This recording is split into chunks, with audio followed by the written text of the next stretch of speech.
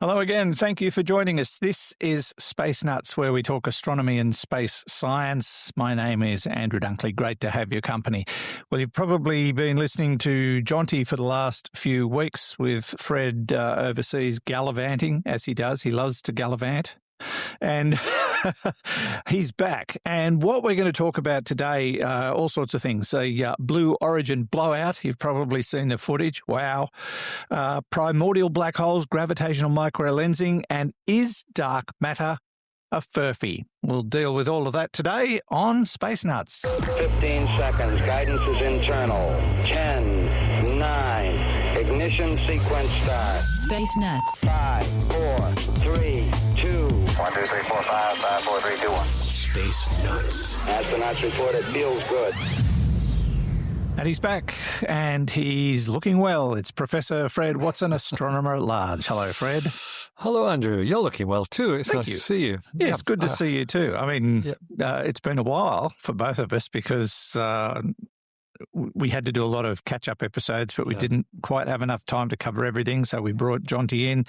But he and I had to do catch-up episodes to cover an absence of mine. Right. So I haven't actually recorded with you for quite a while. It's it must be a couple of months or so. Yeah, it would Probably. be, but it doesn't sound like that to the audience, really. No, probably not. Yes, No. it's all Do we have an trickery and audience? witchery. I think so. Yeah, there's at least 2 or 3 of them. Yeah. Okay. Good. Yeah. So where did you go? You were all over the place. Yes. So it was a conference in Germany that took me up to Europe, and that actually was really interesting because, in fact, I was going to Scotland before that. So I had a week with my daughters in Scotland, and then off to Germany. But the trip there, of course, we can't fly through the Middle East at the moment because of the war going on there, and so my flight via Dubai, they were long cancelled, but Marnie managed to pull me a flight up to Seoul in Korea, and then on Finnair from Seoul over the North Pole. And I've actually got a certificate to prove that I've been over the North Pole. It's over there. I can't go and grab it. But, and then into Helsinki, and then, yes, it was cold. Then across to Edinburgh. So the polar flight was really interesting because we started off in Seoul in Korea, and then, took off with Finnair, and I expected us to head towards the west because that's what you do. Yeah. But no, we headed to the east. Wow. And we actually went up between Russia and America, so up the Bering Strait. Oh. So it went far enough east that you could turn north right up the Bering Strait. So you got Russia on one side, America on the other, and then over the North Pole with the little polar certificate to prove it. Nice touchdown in Helsinki. Yeah. An hour or so there, then a nice flight over to Edinburgh. And I was with my daughter directly. It was great. Yeah, fantastic. I've got an Arctic Circle certificate, I think. Yes, you will have. Yeah, I've got one of those as well. A Yeah. North Cape certificate, in fact. Oh, yeah. Yeah. But the conference I went to in Germany was the 60th birthday conference of a colleague with whom I've worked very closely on the RAVE survey, which we've talked about before, the radial velocity experiment. Matthias Steinmetz, Herr Dr. Professor Matthias Steinmetz, very senior German astronomer now. He led the project. I was the project manager. So we worked very closely together with a team of people, most of whom were at the conference to celebrate his 60th birthday. So I was the sole Australian representative, so they made a bit of a fuss of me, which was nice. I got the kick-off talk, and they looked after me. So it was very, very good. And I picked up a lot of what's happening currently in the field of science that we're doing. Well, we might mention some of that a bit later on in the show. Sounds good. My trip was a little closer to home, only a 9-hour flight away. We went to Vietnam for 2.5 weeks, and people jokingly said to me, "Don't mention the war," but don't mention the war. It's still a very sensitive subject, and I can imagine. Yeah. What blew my mind, and this will be of interest to I suppose American listeners because of America's involvement in the Vietnam War, but there is still strong division between North and South. and it hasn't been forgotten. Even 50 years after it ended, they're still very much focused on the aftermath of that conflict. Wow. I suppose because it was such a defining time in their history, and I mean, the Vietnam War was only a part of what they dealt with. They'd been dealing with colonialism prior to that from France for decades and decades. So it's quite extraordinary. There was a great documentary series, I think it was on SBS in Australia, called The Birth of a Nation. And one of our guides actually mentioned it and said, we'd love to see it over here, but we're not allowed. Interesting. So I watched it, and I'm going to try and figure out how to get it to him, but I don't know. We'll see. You could run afoul of diplomatic niceties if you tried that. Who knows? Could do. Yeah. Anyway. Yeah. Especially if you talk about it on a public podcast. Yeah, maybe. Like you are doing now. Oh, am I? They're probably not allowed to watch this over in Vietnam either. No, maybe not. No, maybe not. It was funny, though, because I was posting some little videos. I like to do little videos while I'm away, and I was posting them on TikTok. I picked up 140 Vietnamese followers. Oh, that's fantastic. Yeah, I thought it was cool. There you go. At least they can watch your TikTok stuff. Yeah. Particularly the one I did at Ha Long Bay. It's a beautiful part of the world. And I only did a 60-second sort of 360-degree scan of the place. But for some reason, that video's gone nuts. It's at last count had 14,500 views. Whoa! I know. I don't understand it, but that was nice. Yes, and we did all the other stuff. Train Street, where the train runs next to the cafes in No, I didn't. Yeah. It's very popular. Somewhere I should go. Yeah, up in Hanoi and many other places. I won't bore people to tears with it. We've got to get down to business. Our first topic, Fred, is very explosive. This is the Blue Origin not launch that happened the other day. In fact, I don't even think it got an inch off the ground before it went up in a beautiful nuclear plume. It was very like a nuclear plume. And no, it wasn't actually meant to get off the ground. This was a hot fire test. Okay. So it fired all right? Yeah, it did. It was... Yes, basically testing out the engines for a launch that was forthcoming, that was going to take a whole lot of telecommunication satellites up into orbit. They were fortunately not on the rocket. I think they were the Amazon Leo satellites, which is what used to be called Kuiper, and is perhaps the principal competitor potentially to Starlink. Anyway, the satellites were not on the booster, and it's basically was to test fire its 7 engines. This is the New Glenn booster, which is Blue Origin's heavy lift booster. It's not as heavy lift as the SpaceX super heavy booster that takes the Starship up. It's not lifting anything now, is it? It's not, no. And it's got sort of serious ramifications, because not only did they blow up the rocket, they also blew up the launch pad. Effectively, there's a lot of damage to the launch pad, which is, if I remember rightly, it is at Cape Canaveral. Yeah, I think so. And that explosion has caused damage that people are now talking about several months, if not a year or so, to repair. And that's bad, because that's the only facility in the world that can launch the New Glenn booster. Ooh. And the New Glenn booster is needed for the Artemis program. In particular, later this year, there was supposed to be a test launch of their Blue Moon lander. This is Blue Origin's lunar lander, which is basically the competition, if I can put it that way, with the SpaceX Starship. So NASA contracted both SpaceX and Blue Origin to develop a lunar lander for the moon. SpaceX has theirs based on the Starship. What is it, 40 to 50 meters tall? It's colossal. To land that on a rough surface on the moon, I'm not sure I'd be that keen on that, but never mind.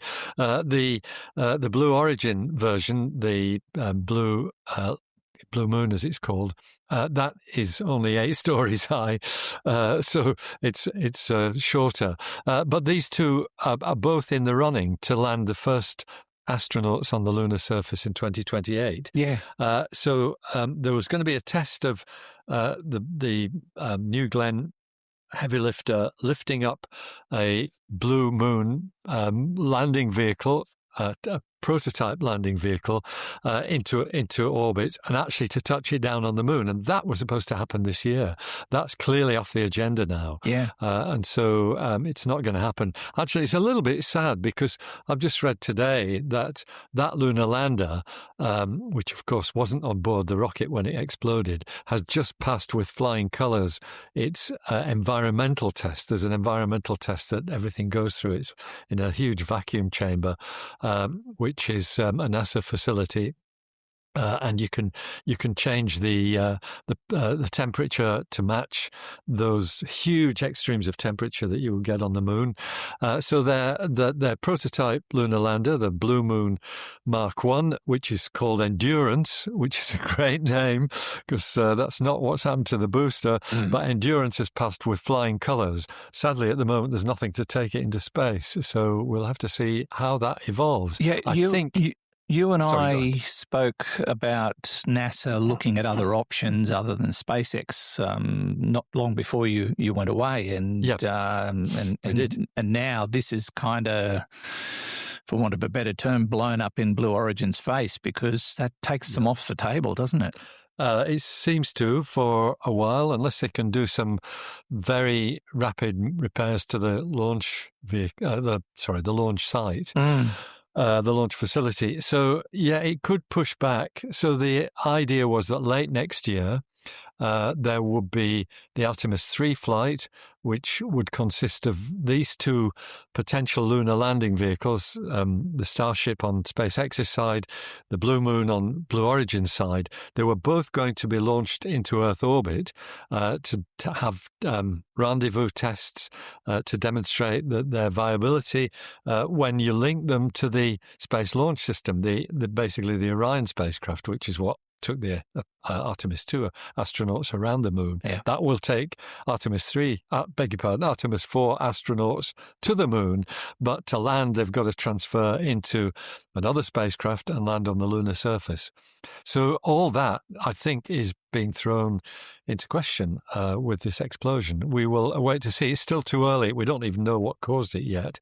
It was only less than a week ago as we speak. So we don't actually know what the consequences are likely to be, but they could be quite serious for the Artemis program. Yeah, I mean, I think Elon Musk calls these things successful failures. I don't know what a rapid unscheduled disintegration. Yes, I don't know what Jeff Bezos calls them, but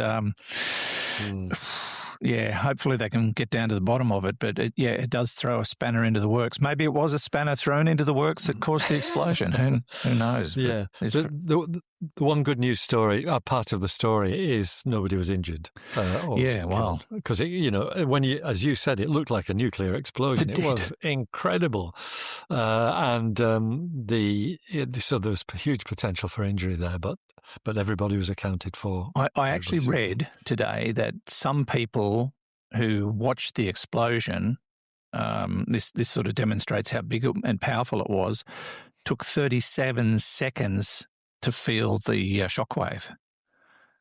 Really? So they must have been a long way away. Yeah, but they could see it quite clearly. It was such a big explosion, but the shockwave took 37 seconds to reach them. That's amazing. Yeah.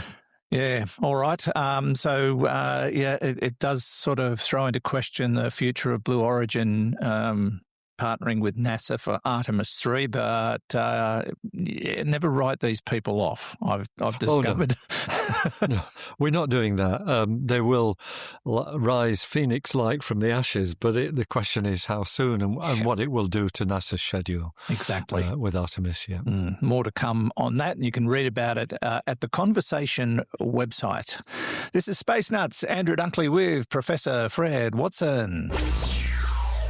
Let's take a short break from the show to tell you about our sponsor NordVPN and to discuss your online privacy. Because let's face it, these days, whether you're browsing at home or jumping onto public Wi-Fi at a cafe or an airport or wherever, your data is constantly at risk. Hackers, trackers, even companies you've never heard of, they're all trying to get a piece of your digital life. And that's where NordVPN comes in. Our sponsor is fantastic. It's one I've been using for many years now myself, and I have absolute faith in their product. NordVPN encrypts your internet connection, hides your IP address, and keeps your personal information safe from prying eyes. It's like putting an entire online world inside a secure tunnel. They've got over 7,700 servers worldwide. You can browse fast, safely, and without restrictions. Plus, features like threat protection and ultra-fast speeds with Nord links mean you're not sacrificing performance for security. You get both. Right now, you can grab our special Space Nuts deal and get 4 months extra for free. Plus, there's a 30-day money-back guarantee, so it's completely risk-free to try. Just head along to our special URL, nordvpn.com/spacenuts. That's nordvpn.com/spacenuts, and don't forget to use the code SpaceNuts. That's nordvpn.com/spacenuts. Stay safe, stay private with NordVPN, our sponsor. Okay, we checked all 4 systems and keying with a go. Space Nuts. Now, our next story, Fred, has a lot of moving parts as well. Nothing explosive, but we're talking, primordial black holes and gravitational microlensing? Is that what it's about? It's certainly the gravitational microlensing. What it means for primordial black holes, remains to be seen, but it's a good opportunity to talk about it and talk about the latest research on this. So what's the story? On the night of the 18th of December, 2019, there was a microlensing event observed with a star in the Large Magellanic Cloud, the nearest of our sort of large-ish galactic neighbours, the satellite galaxy of our Milky Way, 165,000 light years away as the crow flies, as far as I remember. So what's a microlensing event? Well, something passes in front of a star.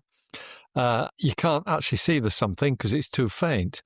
You can see the light of the star, and you might think there's something passing in front of a star, it would dim the light of the star. But actually, if the geometry is right, in other words, if the something that passes between you and the star is far enough away from the star, you get the opposite effect.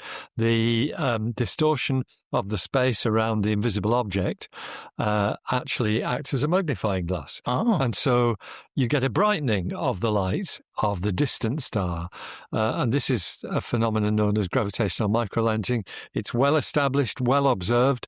There's a team in New Zealand which is very, very adept at these microlensing observations.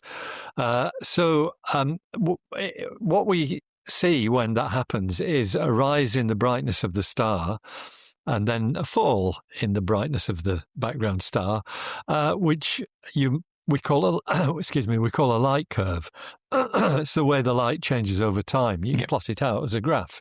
And it's got a very characteristic shape. It's a bit like a rather elongated volcano. It's got a steady rise to a peak and then a rapid fall that falls away, very like the flanks of a volcano. So that's the sort of shape. So this was the event that was observed on the 18th of December. can't remember which telescope it was used, but we have a group of Australians who are directly involved with this. So the question is, what was the object that passed in front of the star? Let me guess. Maybe a primordial black hole. Well, that's the perhaps the most provocative explanation. They've given it a name, this thing. They've called it Phoebe, which is, I think, a lovely name, actually. Yes. But the issue is, it is kind of too small to be anything normal, if I can put it that way. Right. So what are the possibilities? One is what we sometimes call a rogue planet or an orphan planet, better known perhaps as a free-floating planet. In other words, a planetary-sized object, maybe something that's been ejected from its solar system, or something that never gained enough mass to become a star, and it's just sort of wandering through the galaxy. We know there are many of these things, so that could be one of the explanations for it. But the issue is, this thing has basically got a very, very small mass. It's only about 3 times the mass of the moon. Oh. And that's kind of small for a planet. So it suggests it's an object that is, not a dwarf planet or, a rogue planet or an orphan planet. And it points towards this much more exotic notion of a primordial black hole, which you've kind of, you've already flagged. And that's where it gets really exciting. So primordial black holes, we've talked about them before. They were predicted by Stephen Hawking. They were predicted by him to have been a byproduct of the Big Bang. In other words, these are things that don't form from collapsing stars like the stellar mass black holes that we see, but from, basically fluctuations in the density in the first few milliseconds after the Big Bang, the density of that hot medium. In other words, if you could get these little spots that collapse instantaneously to become a black hole, what you'll produce in the Big Bang is not just time and space, but you litter it with these primordial black holes. And I think it's from Hawking's work that we assume that they can be any size you like. They can be, perhaps supermassive black holes, which we know are at the centers of galaxies, or smaller than stellar mass black holes. And so by a stellar mass black hole, we mean one that has a mass of about, not too different from a star, in fact, typically about 5 times the mass of the sun. And they are thought to have been caused by a star exploding at the end of its life. The core collapses. Nothing will stop the collapse, and it goes into becoming a black hole. But for a star to behave like that, it's got to be massive. It's got to be at least, 5 to 10 times the mass of the sun. So that does not account for things that are 3 times the mass of the moon. But if you can have primordial black holes of any mass, then that makes Phoebe a very distinct candidate for a primordial black hole. I might mention that the researchers who've done this work are at Swinburne University in Melbourne, a university very active in its studies of actually most phenomena to do with our galaxy. They've got some extremely talented scientists there, some of whom I know quite well. So it's definitely a microlensing event. Something has caused this phenomenon. The question is, what is it? So let me segue, if I may, to one of the talks at the conference that I was at in Germany, given by people who are, in this case, it was a black hole specialist. And he was saying that the evidence for primordial black holes is growing. And this is just one more example of it, the example of Phoebe here. But he also said he thought this was the next big thing in black hole science, to actually determine the reality of primordial black holes, whether they are there or whether they're just a wild prediction of Professor Hawking. But he also made the comment. He made the comment that it was his belief that the next Nobel Prize in astronomy or physics, as is the way it goes, would be the discovery of a primordial black hole. In other words, finding absolutely rock-solid evidence that primordial black holes exist. Now, Phoebe is not that rock-solid evidence because we've got multiple theories. Multiple theories. It could even be, a lost satellite of a planet that's been chucked out of its solar system. So it could be an object like the moon or Mercury or something like that. But that seems unlikely. And in fact, the primordial mass black hole idea, I think, is much more interesting. It's one that I'm sure will be looked at in detail. The problem with these gravitational microlensing events, Andrew, is you only get one shot at it. You never see the object again. So Phoebe's basically never going to be seen again. All we've seen is the effect of it passing in front of a star. Yeah. So what we've got to look for is perhaps other similar phenomena, or something that is unequivocally a black hole but has a mass less than the sun. And we did talk about a candidate object before we both went on our various sojourns. We did talk about an object like that. I'd need to look it up to find out what it was. But if we can nail one of these things and say that is definitely what it is. In fact, the object we talked about was the result of a collision that was measured with gravitational waves.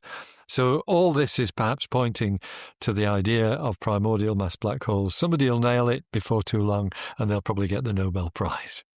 Well, I suppose we shouldn't be surprised because in the past we've had theories about things existing and voila, suddenly we find an exoplanet and now we've found thousands and thousands of them. So it stands to reason that this is just another progression in that regard where the evidence is stacking up. We haven't confirmed one yet, but it sounds like it's going to happen.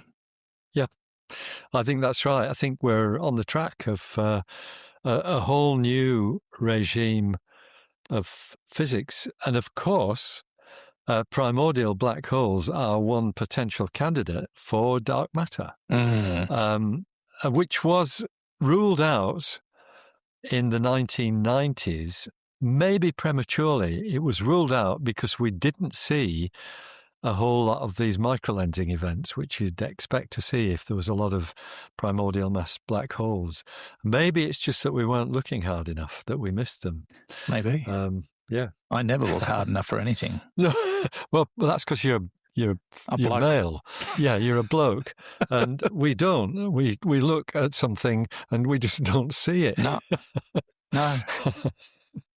Which is, not real good for human history because weren't we the hunters? Like we were supposed to be able to see stuff. Yeah, quite so. Oh, dear.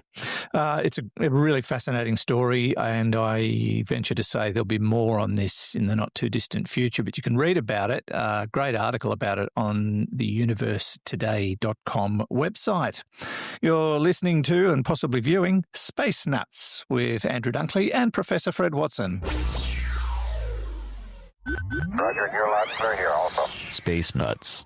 Now, final story, Fred, intrigues me for one very good reason. It's one of the pet topics of our audience. We get a lot of questions about dark energy, but this story ponders the question, did we actually invent dark energy for nothing? Why are they suggesting that?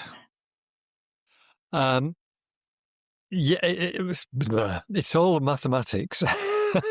And I'd like just to refer listeners and viewers at the outset to a very nice article on this from our much admired Universe Today website. That's the kind of an old friend of Space Nuts. An article written by Mark Thompson, which really very eloquently puts this story into perspective. And I'm going to quote Mark. I hope he won't mind me doing that, because he introduces this article by saying, "Stand a pencil on its end, and mathematically speaking, it's perfectly balanced. Every force is accounted for and the equations are satisfied.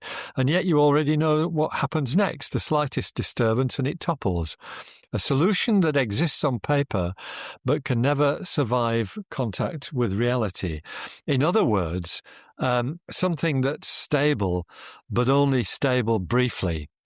I think I'm paraphrasing what he's getting at with that. Yeah. But just to read a little bit further from Mark's article, that's the image Blake Temple, a mathematician at the University of California, Davis, uses to describe our best model of the universe. And it's a deeply uncomfortable one. And so I think the way this story evolves is that, yes, we've, for 30 years, almost 30 years, it's 1998, when the accelerated expansion of the universe was discovered. Yep. By my colleague Brian Schmidt and his actually competitors over the Pacific, Saul Perlmutter and his team. They jointly won the Nobel Prize in 2011 for that discovery that the expansion of the universe is accelerating, and so the issue was to try and explain that, and that's why dark energy was introduced as a concept, an invisible outward pressure that is part of space, just pushes space and everything in it apart. And so that's where we get our idea of dark energy from. But this mathematician, Blake Temple, has said, okay, maybe we're taking too simplistic a view of all this. And I think it's a group of mathematicians led by Dr. Temple. They've got a paper in the Proceedings of the Royal Society. You don't get papers in there if they're rubbish. So No. There's something to think about there. And they've actually mathematically demonstrated that our model of the expansion of the universe with dark energy in it is unstable. It's something that can't survive. And that's almost means that you can rule it out in the world of physics. If you've got a solution that's unstable, then it shouldn't happen. And so what Dr. Temple and his associates are proposing is that we've got it wrong, and that the model of the universe that we have, which assumes that matter is basically spread throughout the universe, that the universe is isotropic, it's the same in all directions, is suggesting that is also unstable, and that really we have to take into account the fact that the universe isn't the same everywhere. It's I can't really go in deeply to the mathematics because I'm actually looked at the original paper, and so I haven't followed the mathematical steps in the process. And between you and me, Andrew, I probably couldn't anyway, even if I looked at the paper. Because I do remember what some of the equations that govern this sort of thing look like, and I do remember the emotional response that my psyche gets to them. But basically, what they're saying is that that accelerated expansion is actually part of what Einstein suggested in the first place, without the need to invoke dark energy. And it's I'm simplifying, I guess, what Mark, the author of this article, has written. But the bottom line is that our view of the universe on its largest scale is probably naive. It's probably we've perhaps oversimplified it, and as a result of that, we've come out with the wrong answer. I might just... that's a really big call, though, isn't it? It's a huge call, absolutely, huge call. Let me just wind up with the last paragraph that... I was just looking at that myself. Because that's that Mark Thompson's written. I think it really sums it up. Dark energy has never felt entirely comfortable to many scientists. Einstein himself introduced something very like it, which he called his cosmological constant, and then subsequently called it his biggest blunder. It was quietly resurrected in the 1990s when the data demanded it. That's when the accelerated expansion was discovered. Now the mathematics might be telling us it was never needed in the first place. The universe, it turns out, may be stranger and simpler than we thought, only both at the same time. It's a great article. Yeah. I encourage all our listeners to have a look at it. Yes, it's at the universitytoday.com website, or you can read the paper at the Proceedings of the Royal Society. But I dare say we haven't heard the last of this. And what if we have got it wrong? What if dark energy is a furphy? That's the big question. But they seem to be erring towards the probability that it is in fact a furphy. That's right. I suspect that this theory, if you eliminate the need for dark energy, you might well eliminate the need for dark matter as well. Or it might turn out to be primordial black holes. Look, we've covered two potential solutions to the dark matter problem in this episode. Nobody can accuse us of not addressing the big questions, Andrew. Absolutely. We just don't give them the big answers. We don't give them the answers. No, that's right. Leave that to somebody else. It's because we don't know. No, we don't. But fascinating story. A couple of fascinating stories. And it all started with a big bang called Blue Origin. Yes, it did. That's right. It was a huge bang. It was. That brings us to the end. Fred, thank you very much. It's a pleasure, Andrew. Always good to have a chat and bring to the forefront exactly what's happening in the deep depths of the universe. Indeed. And good to have you back too. Thank you. Professor Fred Watson, astronomer at large. Don't forget to visit us online at our website if you so desire, spacenutspodcast.com. You can click on the AMA link at the top and ask us anything, or ask anybody anything really, but or make comments. You can sign up for the Astronomy Daily feed. You can become a supporter if you so desire, and don't forget to leave reviews at your favourite podcasting platform. Wherever you listen to us, reviews are really useful, unless they're bad. But then again, there are some people who like bad because they want to see what all the fuss is about. But don't do it unless you want to. I'm not going to tell you what to do. But anyway, that's it. And thanks to Hugh in the studio, who couldn't be with us today because he's a furphy. And from me, Andrew Dunkley, thanks for your company on this edition. We'll catch you on the next episode of Space Nuts. Bye-bye. Space Nuts. You've been listening to the Space Nuts podcast. Mission complete, Houston. Available at Apple Podcasts, Spotify, iHeartRadio, or your favourite podcast player. You can also stream on demand at Bytes.com. This has been another quality podcast production from Bytes.com.